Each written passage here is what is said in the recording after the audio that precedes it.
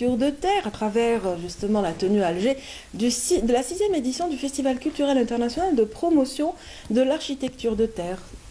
Un peu plus court, on dira architecte. Et pour parler d'architecte aujourd'hui, nous avons le plaisir de recevoir M. Kherdin Guerrouch, qui est enseignant et chercheur à l'EPO, donc l'école polytechnique d'architecture et d'urbanisme. Il s'est spécialisé dans le domaine du patrimoine essentiellement, bien qu'il ait aussi justement au cours de son parcours enseigné l'histoire de l'architecture. Bienvenue. Merci, merci pour votre invitation. Vous êtes un des enseignants et chercheurs qui soutiennent justement ce festival depuis sa création en 2012. Bon. Voilà.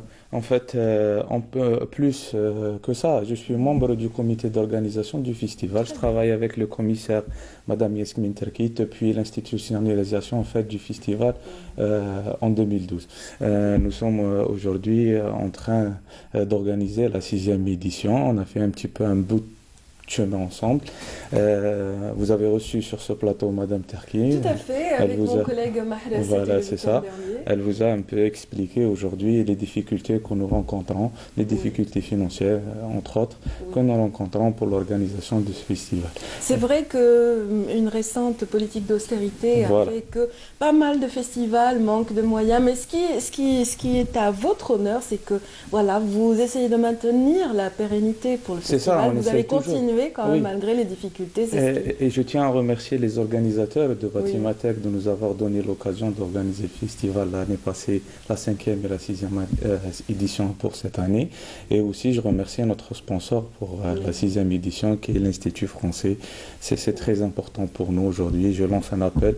Je suis en direct d'une chaîne nationale. Bien sûr. J'espère que les mécènes seront plus nombreux l'année prochaine.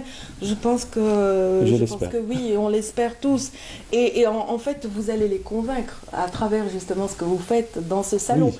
Vous allez les convaincre certainement d'adhérer à ces idées, à cette démarche, à cette démarche de valorisation d'une architecture qui est millénaire pour certaines régions, qui existe, qui résiste au temps. C'est très important ce que vous êtes en train de dire parce que le festival en fait a une mission d'intérêt public. C'est vrai que dans le cadre de la réforme de l'enseignement supérieur, on s'intéresse beaucoup plus au patrimoine, mais ça reste que le festival, de par sa mission, de par sa vocation, de par les activités qu'il propose, reste un acteur important dans l'architecture, dans le paysage, dans le paysage architectural algérien. C'est très important. À l'époque, dans les 4 premières éditions, on invitait l'ensemble des étudiants architectes et ingénieurs de tout le territoire national. On avait 3 étudiants par département. Aujourd'hui, malheureusement, on est réduit à travailler seulement avec les étudiants d'architecture de l'école de l'EPO. À Alger et, aux environs d'Alger. Vous voyez déjà l'échelle de la sensibilisation qui a été réduite, malheureusement. Mais ils sont déjà assez nombreux, bien sûr, que le festival va pouvoir encore récupérer peut-être son itinérance ou cet esprit fédérateur. Ça va revenir, j'imagine. Mais rappelons un petit peu, il y a parmi les téléspectateurs certainement des personnes qui ne savent pas ce que c'est que le Batimatech. On va tout de même leur rappeler qu'il s'agit du Salon international du bâtiment, des matériaux de construction et des travaux publics d'Alger. C'est ça, qui se tient au SAFEX entre le 22 et le 26 avril.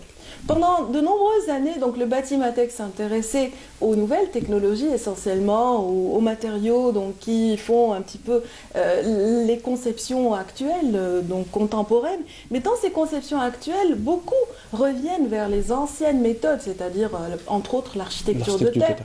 Et d'où votre présence? C'est ça, en fait, le contexte aujourd'hui, le contexte mondial et international avec la transition énergétique climatique impose une certaine frugalité, on va dire.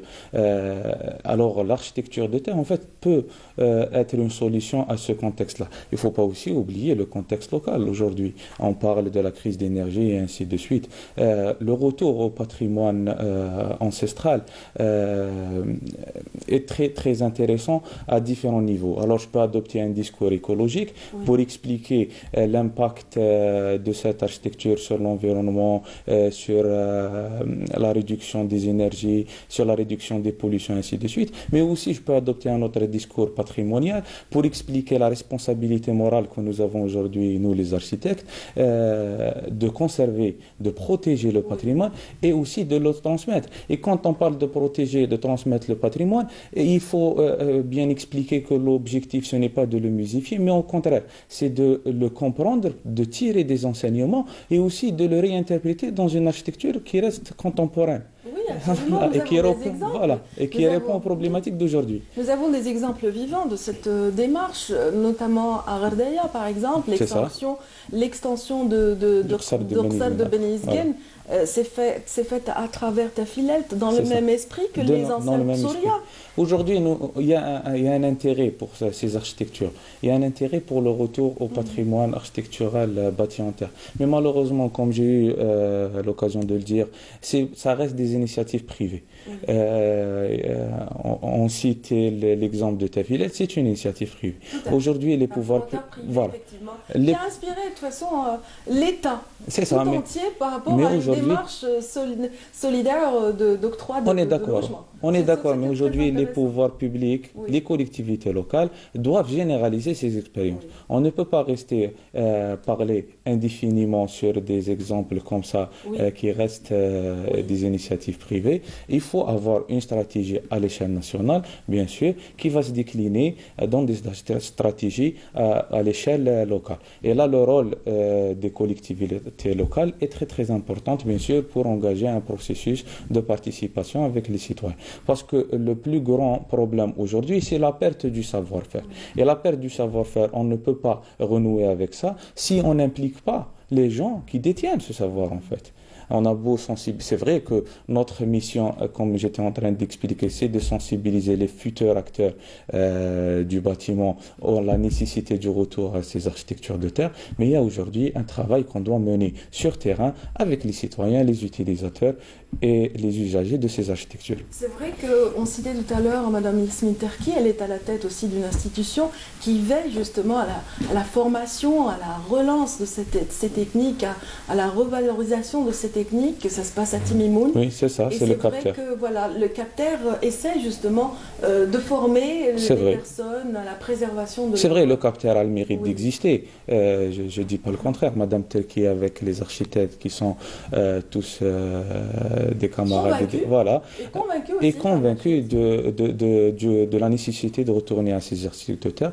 Mais je dis que ce n'est pas suffisant. Aujourd'hui, il faut une volonté politique qui doit être dégagée, suivie à travers des actions concrètes sur le terrain pour généraliser ces expériences. Généraliser ces expériences, quand je dis généraliser, je parle de tout le territoire national. C'est vrai que c'est une architecture, comme ça, dans l'imaginaire, c'est une architecture rurale. Il y a de la vérité. Mais déjà, dans cette architecture rurale, j'étais tout à l'heure en train d'essayer de me souvenir. Je crois qu'il y a 900 et quelques communes sur les 1541 de tout le territoire national. Alors, vous imaginez, sur les 900 communes rurales, il y a des choses à faire. Absolument. Et vous imaginez que c'est les 900 communes rurales de tout le territoire national. Il y a des contextes particuliers par rapport déjà aux aspects sociaux, mais aussi par rapport au climat de la région. Alors vous voyez que déjà, on parle de généraliser. C'est vrai que l'architecture de terre est universelle, mais dans cette universalité, en fait, il y a des diversités de cette architecture qui sont en relation directe avec le contexte local. Absolument. Mais c'est vrai que ça se prête un peu plus au sud. C'est vrai que les régions du sud, cette architecture a prouvé justement, sa force dans ces régions-là. Je suis d'accord. Au moins gagner pérennité dans ces régions-là. On peut travailler là-dessus. Mais on peut aussi par exemple, dans les pays limitrophes, vraiment, il y a des régions où l'on a conservé les méthodes anciennes dans l'extension de certaines villes qui sont des villes touristiques par excellence. Effectivement. Alors, on parle de ça. Il faut aussi, quand on parle de stratégie, il faut mettre ce patrimoine dans un circuit économique, un circuit court. Quand on parle de tourisme, je suis d'accord. Il faut qu'aujourd'hui, les gens, les usagers de ces des architectures comprennent l'intérêt social, environnemental qu'on était en train de citer tout à l'heure, mais aussi l'intérêt économique de ces architectures. Ça, c'est très très important. Il faut que les intégrer dans un circuit économique profitable aux usagers. Aux usagers, à la commune ou à la daïra, Voilà, selon c'est ça. les localités. Et c'est vrai que si chaque chef de daïra ou décideur par rapport à l'urbanisme venait à créer des cahiers de charges conformes au tissu ancien, on n'en serait pas là. C'est-à-dire s'il y avait déjà une obligation de suivi qui est déjà instaurée par les autorités locales, je pense qu'on aurait de meilleurs tissus urbains. Ça, c'est très important ce que vous dites, parce que ce qu'on appelle en architecture la forme de la commande publique. Et, voilà. Et aujourd'hui, malheureusement, la forme de la commande publique, elle est otage de la politique du logement. Voilà, et on est otage, et l'architecture en général, elle est otage de cette politique, et à chaque fois il y a le prétexte de l'urgence.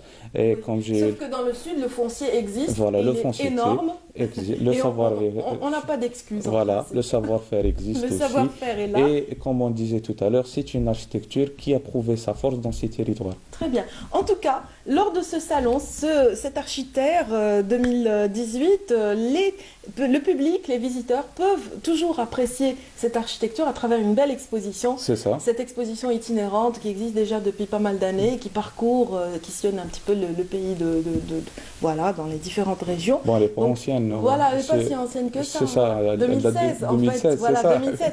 Voilà, c'était les lauréats d'un concours international. C'est ça. En fait, il y a eu 357 candidats de 67 nationalités et il y a eu une présélection, 40 finalistes, et l'exposition un petit peu explique ces 40 projets. C'est des projets très diversifiés, l'habitat, équipement public et ainsi de suite, de différentes nationalités. Et là, c'est très important. Pourquoi? Parce qu'on va voir des projets en terre, mais dans une architecture très contemporaine, confortable, durable, résistante et ainsi de suite. Et ce sera beaucoup plus percutant que des mots. Voilà, c'est ça. Des exemples vivants. Voilà, vu par le biais de la photo, des démonstrations, etc. Donc ça doit être très intéressant. Très intéressant. Donc je vous souhaite une bonne continuation. Merci. Le salon, voilà, rappelons-le, se poursuit jusqu'au 26 avril avec voilà, une activité assez dense. Voilà, des ateliers, des expositions. Et demain, bien sûr, il y aura la journée de sensibilisation. Très bien. Voilà, avec des conférences et une table ronde. C'est très important. J'espère qu'ils seront nombreux à vous suivre par rapport à cette table ronde et à cet effort de sensibilisation dès demain au niveau de la SAFEX, les Pommes-Maritimes, on vous rappelle quand même. Merci beaucoup, M. Khaldin Garrouche, enseignant et chercheur à l'EPO, donc spécialisé essentiellement dans le patrimoine. Merci pour cet éclairage, bonne continuation. Merci à vous. Merci d'être dans cette belle locomotive qui fait dans la promotion des architectures de terre qui font un petit peu le charme, tout le charme et la beauté de notre patrimoine. Je vous remercie. Merci, bonne journée. Restez avec nous, on reste un petit peu dans un regard justement porté sur le passé avec cette fois-ci Nassiba Jaïdir. Nassiba Jaïdir qui, elle, nous offre tout d'abord le portrait de l'artiste Mohamed Meliani avant de rejoindre des maîtres justement des arts appliqués dans un moment. Donc premier reportage signé Nassiba Jaïdir.